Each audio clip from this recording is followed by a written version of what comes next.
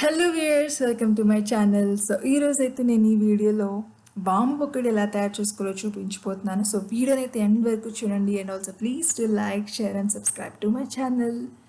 So ముందుగా అయితే మనం ఒక మిక్సర్ జార్లో ఒక 2 టేబుల్ స్పూన్స్ వరకు వాము తీసుకొని దాన్ని గ్రైండ్ చేసుకొని పెట్టుకోండి పక్కన. ఇప్పుడు ఒక బేషన్ లాంటి పెద్ద వెజల్ తీసుకొని అందులో 1 కప్పు శనగపిండి అండ్ 1.5 నుంచి 2 కప్పుల వరకు వరిపిండి యాడ్ చేసుకోండి. అందులోనే 1.5 టేబుల్ స్పూన్ కారము, 1.5 టేబుల్ స్పూన్ ఉప్పు యాడ్ చేసుకోండి. సో ఉప్పు అనేది మీ టేస్ట్కి సరిపడినంత యాడ్ చేసుకోవచ్చు.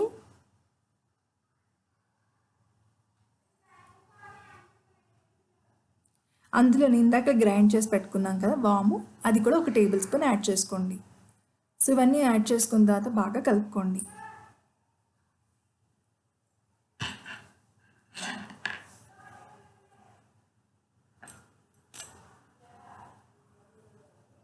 సో ఇప్పుడు అందులో బాగా కలుపుకున్న తర్వాత అందులోనే 1 టేబుల్ స్పూన్ గోరువెచ్చని నూనె యాడ్ చేసుకోండి.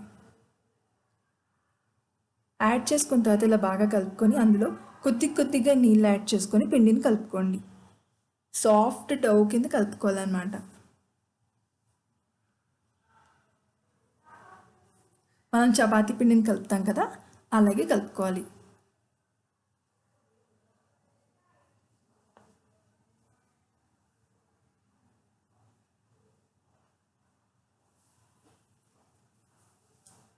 సో వీడియోలో చూస్తున్నారు కదా, అలా సాఫ్ట్గా మనం కలుపుకోవాలండి పిండి మొత్తాన్ని. కలుపుకున్న తర్వాత దాన్ని అలా పక్కన పెట్టుకొని ఇప్పుడు ఒక బాండి తీసుకొని అందులో డీప్ ఫ్రైకి సరిపడినంత ఆయిల్ యాడ్ చేసుకొని వేడెక్కనివ్వండి.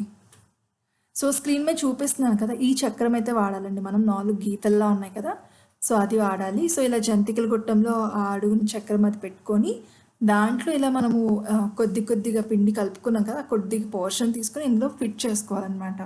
సో పైన అలా అత్తి అప్పుడు పైన మూత పెట్టేసుకోండి. సో నేనైతే ఈ జంతికల గొట్టం లింక్ డిస్క్రిప్షన్లో పెడతాను. సో అమెజాన్ లింక్ అయితే నేను ఎక్కడైతే పర్చేస్ చేశామో సో ఆ లింక్ అయితే నేను డిస్క్రిప్షన్లో పెడతాను, అందులో చూడండి. ఓకే, మనం ఫిట్ చేసుకున్న తర్వాత ఇలా ఉంటుంది మనకి జంతికల గొట్టం. సో నూనె వేడెక్కిన తర్వాత అందులోనే చిన్న పిండి మిశ్రమం వేయండి. అందులో అంటే నూనె వేడెక్కింది అంటే మనకి అది తేలుతుంది అనమాట, లేదు అంటే అది మునుగుతుంది. సో వేడెక్కిందని తెలుస్తుందని అలా వేస్తారనమాట ముందుగా టెస్ట్ చేయడానికి. సో నూనె వేడెక్కిన తర్వాత అందులోనే మనము ఈ వాము పకోడీ చుట్టేసుకోవాలన్నమాట. సో అలా చుట్టుకొని వేయించుకోవాలి. సో 2 వైపులా కూడా గోల్డెన్ బ్రౌన్ కలర్ వచ్చినంత వరకు వేయించుకొని తీసేసుకోండి.